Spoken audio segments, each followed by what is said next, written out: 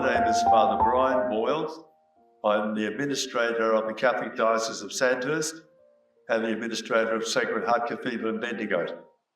I'm standing here outside one of the great iconic churches of our diocese, St. Martin's in Muskerry.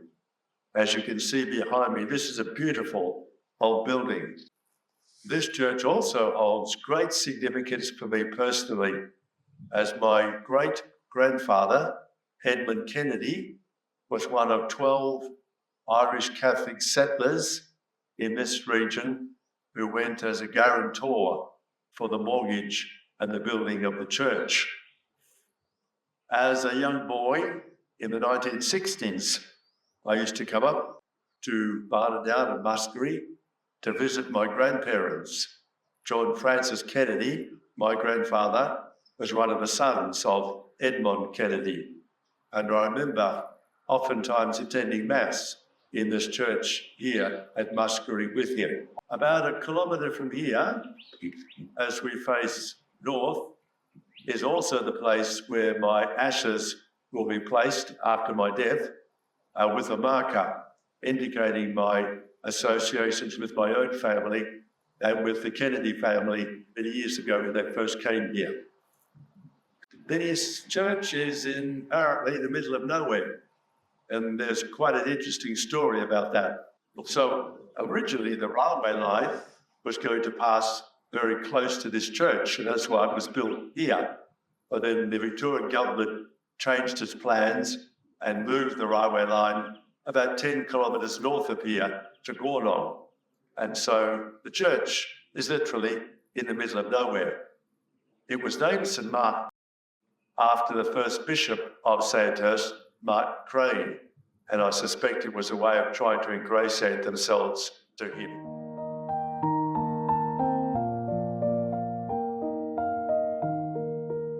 This is the very place where my grandfather used to sit on Sundays for Mass in this church. And I remember as a boy in the 1960s coming with him to sit in this seat for Mass. Being here makes me appreciate how my grandfather and his grandparents before him passed down their faith through the generations. I wonder what Edmund Kennedy would have thought about one of his great-great-grandsons being a priest and celebrating Mass here. Thinking about this, especially at Easter, I reflect on Mary Magdalene, who was probably the person Jesus was closest to, a friend. She was at the cross when he was crucified, and she was the first person to see Jesus after his resurrection. She rushed to share what she'd seen with the apostles, spreading the good news, and so she became the apostle to the apostles.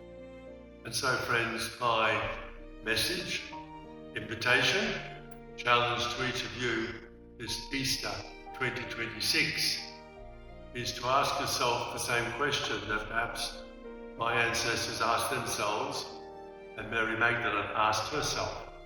How can I be an evangelizer, a bearer of good news, an apostle sent by the risen Christ to those with whom I live and work now?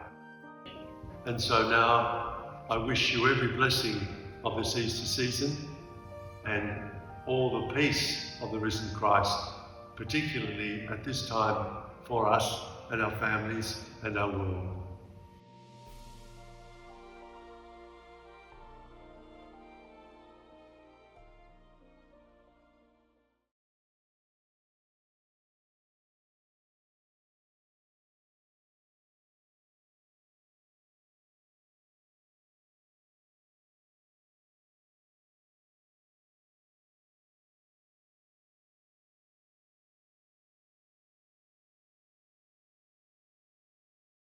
And so, friends, my message, invitation, challenge to each of you this Easter 2026 is to ask yourself the same question that perhaps my ancestors asked themselves and Mary Magdalene asked herself.